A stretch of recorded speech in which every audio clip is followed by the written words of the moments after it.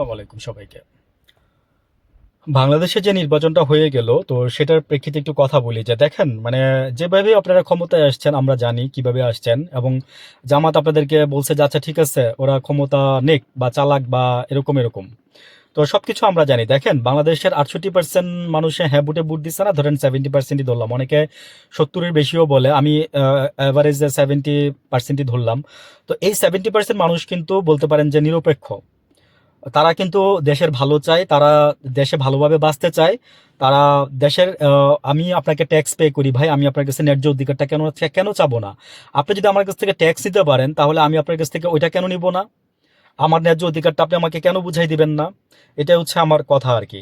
তো 70% এই মানুষের উপরে, কিন্তু বাংলাদেশের 70% মানুষের উপরে আপনার এই কোনো দলেরই কোনো নিয়ন্ত্রণ নাই।